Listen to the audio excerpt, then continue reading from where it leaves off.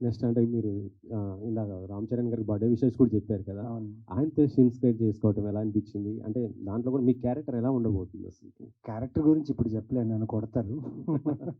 ఇప్పుడు చెప్తే.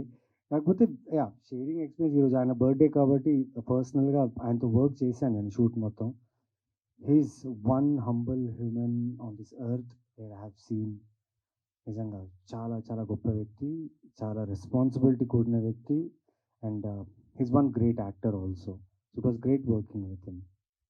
రవిచంద్ర గారు హాయ్ అండి. ఫస్ట్ హాయ్ ఆఫ్ ఆల్ అండి. కంగ్రాచులేషన్. థ్యాంక్ యూ అండి. చాలా భయపెట్టేశారు. భయపెట్టారా మీరు?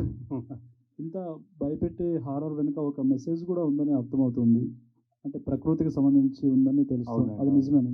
నిజమండి. ఎందుకంటే మనకు ఫారెస్ట్ మనం ఇక్కడి నుంచి టూరిస్ట్ లాగా వెళ్తాం ఫారెస్ట్‌లో. సో, ఫారెస్ట్‌ని మన కళ్ళతో మనం చూసేటప్పుడు ఒకలా ఉంటుంది. అలాగే ఇప్పుడు సునైన గారు, సత్య ప్లే చేసిన దయాల్ వాళ్ళు ఫారెస్ట్ రేంజర్స్. వాళ్ళకి ప్రతి ఇంచ్ ఫారెస్ట్‌లో తెలుసనమాట. సో, ఫారెస్ట్‌లో కొన్ని జరిగే విషయాలు, కొన్ని జరగని విషయాలు, ఫారెస్ట్‌ని మనం ఎలా చూడాలి? ఫారెస్ట్‌లో కొన్ని విషయాలున్నాయి. చాలా సినిమాల్లో వచ్చాయి ఫారెస్ట్ గురించి చెప్పడం, దాని దాని విలువలు చెప్పడం. కానీ పర్టిక్యులర్‌గా ఇన్స్‌పెక్టర్ రిషి విషయంలో నందిని గారు కొన్ని విషయాలు మనం చూసి అలా వదిలేస్తుంటాం.